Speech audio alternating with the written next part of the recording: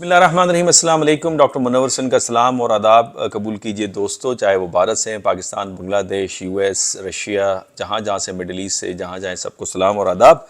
बात कर लेते हैं कि साउथ एशिया क्या खुशकिस्मत रीजन है या बदकिस्मत रीजन है। साउथ एशिया के अंदर भारत एक डेमोक्रेटिक मॉडल के तौर पे लिया जाता था और दुनिया में इसे सराहा जाता था, लेकिन बदकिस्मती से जो अब रिपोर्ट्स आ रही हैं वो इंतहाई ख़तरनाक और चशम कुशा रिपोर्ट्स हमारे सामने हैं। फिर बांग्लादेश की कभी तारीफ़ की जा रही थी डेमोक्रेसी के हवाले से, लेकिन वहाँ पे जो हसीना मुइन ने जिस तरह दोबारा पावर रीगेन किया है और जिस तरह की डिमॉन्स्ट्रेशन चल रही हैं वो भी एक सवालिया निशान उठाते हैं बरसग़ीर की जमहूरियत के हवाले से। आ जाते हैं भारत, जिसका बहुत अच्छा नाम था, उसका जो तासुर था दुनिया में सेकुलरिज्म, नेहरूवियनिज्म, गांधीज़म की वजह से, वो बुरी तरह मुतासर हुआ है मोदी साहब की रिजीम्स के अंदर। और मोदी साहब दोबारा अपने आप को पावर में लाने के लिए जो तकोदो कर रहे हैं और जिस तरह की 2019 एक्ट के अंदर तरमीम करके लाए हैं, उसका नतीजा ये निकला है कि जो Sweden based varieties of democracy institution है, उसकी जो रिपोर्ट है वो इंतहाई चशम कुशा रिपोर्ट्स हैं, जिसके अंदर वो कहते हैं कि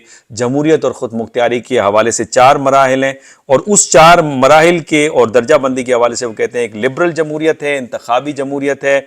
खुली जमहूरियत है और बंद जमहूरियत है। उस हवाले से वो कहते हैं कि भारत इन सारे दर्जों के अंदर निचले दर्जे के अंदर आया। भारत वो जो दुनिया की आबादी का 18% उसकी आबादी बनती है, जहाँ पे मोदी साहब अपने आप को दोबारा पावर में लाने के लिए उन्होंने 2019 की तरमीम की हैं, जिसके अंदर आज़ादी राय के हक़ के ऊपर कदगने लगी हैं और जो साफ शफाफ मुनसिफाना इंतखाबात हैं उसमें भी वो नाकामी नज़र आती है, जिसमें वो कहते हैं कि गैर कानूनी सरगर्मियों के हवाले से, उसकी रोकथाम के हवाले से जो एक्ट में तरमीम लेकर आए हैं, उस तरमीम के हवाले से वो कहते हैं कि जो सेकुलरिज्म का जो आइन है उसको उसने कमज़ोर कर दिया है और इस हवाले से उन अफराद को जो कि सियासी तौर पर मुखालफिन हैं उनके ऊपर दहशत गर्दी के केसेस बनाए जा रहे हैं और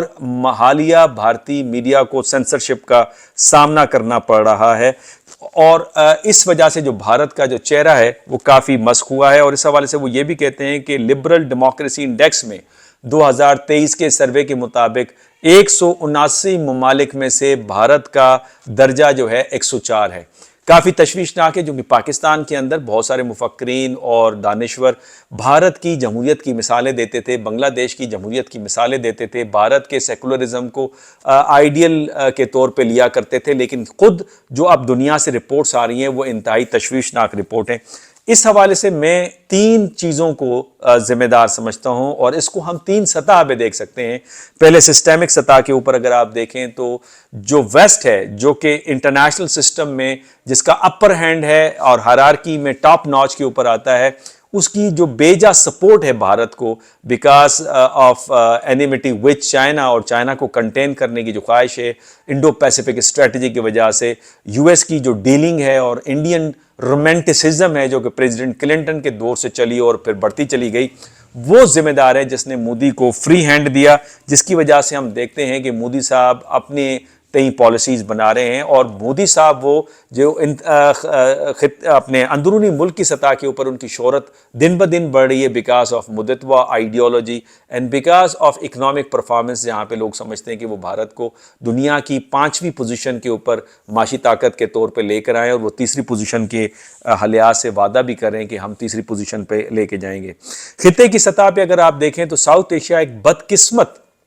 खित्ता हमें नजर आता है कि सबसे ज्यादा लोगों के रहने का मस्कन है, सबसे ज्यादा कॉन्फ्लिक्ट्स आपको यहाँ पे नजर आते हैं, सबसे ज्यादा गुर्बत आपको यहाँ नजर आती है। कश्मीर का मसला, ये कॉन्फ्लिक्ट है बिटवीन इंडिया एंड पाकिस्तान, जजीरे के इसके ऊपर चपकलिश चल रही है भारत और श्रीलंका के दरमियान में, नेपाल और भारत के दरमियान में टेरिटोरियल प्रॉब्लम है, चाइना भारत के दरमियान में टेरिटोरियल प्रॉब्लम है, मालदीव समझता है कि भारत अपनी सिक्योरिटी फोर्सेस को यहाँ से निकालें, बांग्लादेश के लोग समझते हैं कि भारत पॉलिटिकली इंटरफेयर कर रहा है उनके सियासी मामलात के अंदर। तो एक कॉन्फ्लिक्ट रिडन एरिया है और सबसे ज़्यादा पॉपुलेटेड एरिया और सबसे ज़्यादा गुर्बत है। तो लिहाजा इस खित्ते में जहां बाकी सारे ममालिक छोटे छोटे हैं और भारत रकबे के लिहाज से, रिसोर्सेज के लिहाज से, आबादी के लिहाज से, माशी ताकत के लिहाज से, सियासी असर और रसूख के लिहाज से, अस्करी हैसियत से एक बड़ा मुल्क है और उस बड़े मुल्क के अंदर एक बेजा कॉन्फिडेंस नजर आता है, जिसकी वजह से वो खित्ते के अंदर اور اپنے ملک کے اندر اس طرح کی پالیسیز لیتا ہے کہ اس کو کوئی روک تھام کرنے والا ملک یہاں پہ نہیں ہے۔ ریاستی سطح پہ اگر آپ دیکھتے ہیں تو مودی جی جب سے پاور میں آئے اور دوبارہ پاور کے اندر آئے اور تیسری بار وہ کوشش کریں تو بھارت کے اندر وہ مستقلاً اپنی حکومت کو چاہ رہے ہیں، جس وجہ سے میں نے پچھلے بھی ویلاگ کے اندر ذکر کیا تھا کہ مودی صاحب کی 3 پرانگ اسٹریٹجی ہے کہ وہ پاور کے اندر کس طرح آئیں گے، اور اس میں اصل جو محرک ہے وہ یہ کہ majority out of majority in Indian population وہ مودی صاحب کو سپورٹ کرتے ہیں، جس میں نے بھارت ذکر کیا، سینٹرل انڈیا اور نارتھ انڈیا، جس میں ساؤتھ انڈیا شامل نہیں ہے۔ تو 3 پرانگ اسٹریٹجی کے اندر معاشی حکمت عملی آپ کو نظر آتی ہے، اس کے علاوہ قانونی حکمت عملی نظر آتی ہے، نفسیاتی حکمت عملی آتی ہے، اور اس جو میں نے ویڈیو کی تھی ماضی میں اس کا ڈسکرپشن میں یہاں پہ دے دوں گا۔ معاشی حکمت عملی بالفرض آپ دیکھیں تو معاشی حکمت عملی میں 29 مارچ 2024 کو جو انکم ٹیکس ڈپارٹمنٹ نے اس سے 5 نوٹسز وہاں سے سرو ہوتے ہیں کانگریس کو کہ بھائی آپ 3,567 کروڑ روپیہ انکم ٹیکس کی مد میں جمع کرا دیں اور تقریباً 210 کروڑ روپیہ جرمانے کے طور پہ جمع کرا دیں۔ اسی طرح جو سی پی آئی ہے کمیونسٹ پارٹی، اس کو بھی 15 کروڑ کے نوٹسز جاری ہوئے ہیں، اور پھر فردن جو کانگریس کی لیڈرشپ ہے، سی پی آئی کی لیڈرشپ ہے، ان کو بھی نوٹسز جاری ہوئے ہیں۔ قانونی طور پہ آپ دیکھیں تو اروند گجریوال کو جس طرح سے گرفتار کیا گیا ہے، اس کے اوپر جس طرح کے جھوٹے کیسز بنائے گئے، اور وہ ایک تکڑا کینڈیڈیٹ ہے مودی جی کے مقابلے میں، جس طرح سے اس کو دیوار سے لگایا جا رہا ہے، تو قانونی